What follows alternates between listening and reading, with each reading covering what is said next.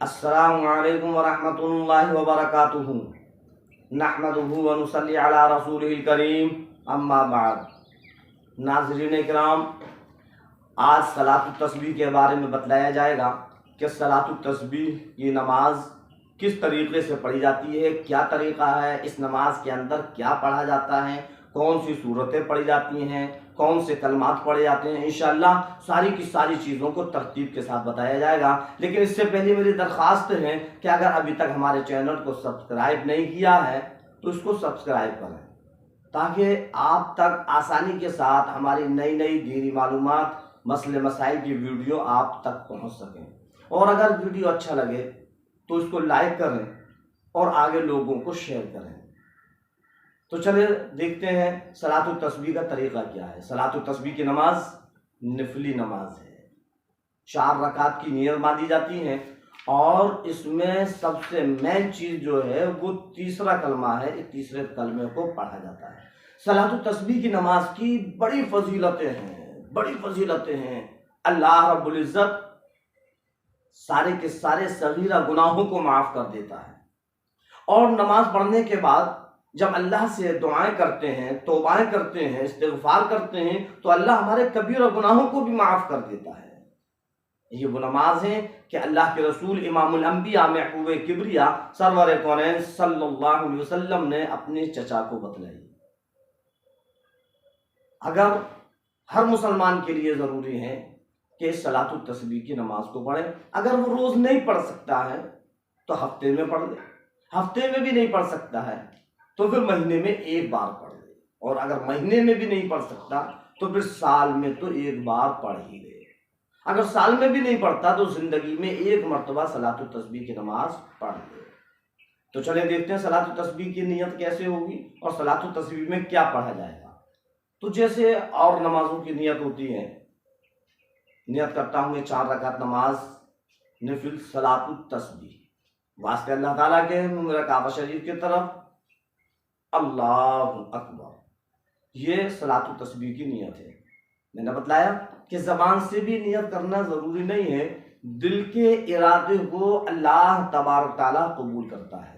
ہم جب کھڑے ہوئے اور ہم نے اللہ اکبر کہہ کر جو ہاتھ باندھے ہیں تو ہماری نیت ہو گئی کہ ہم صلاۃ التسبیح پڑھ رہے ہیں، زبان سے کہنا کوئی ضروری نہیں ہے۔ اب ہم نے ہاتھ باندھ کر جو اللہ اکبر کہہ کر سب سے پہلے کیا پڑھیں گے؟ ثنا۔ جب ہم نے ثنا پڑھا، ثنا پڑھنے کے بعد، ثنا کیا ہے ہم اور آپ جانتے ہیں، جو نماز میں پڑھا جاتا ہے، سبحانک اللہم و بحمدک تبارک اسمک وتعالی جدک ولا الہ غیرک، یہ ثنا ہے۔ اس کے پڑھنے کے بعد اب جو تیسرا کلمہ ہے الحمد شریف کے پڑھنے سے پہلے اور ثنا پڑھنے کے بعد 15 مرتبہ تیسرے کلمے کو پڑھنا ہے۔ تیسرا کلمہ کیا ہے؟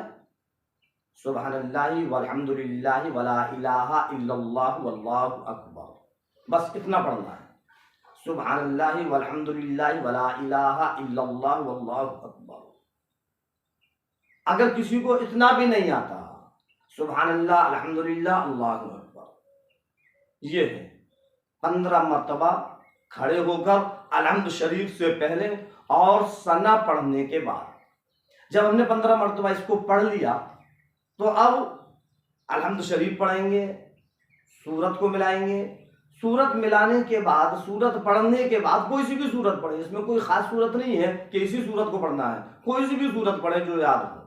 اور سورت پڑھنے کے بعد جب ہم رکوع کرنے کے لیے جائیں گے تو ابھی رکوع میں نہ جائیں، 10 مرتبہ کھڑے کھڑے پہلے اسی تیسرے کلمے کو پڑھنا ہے۔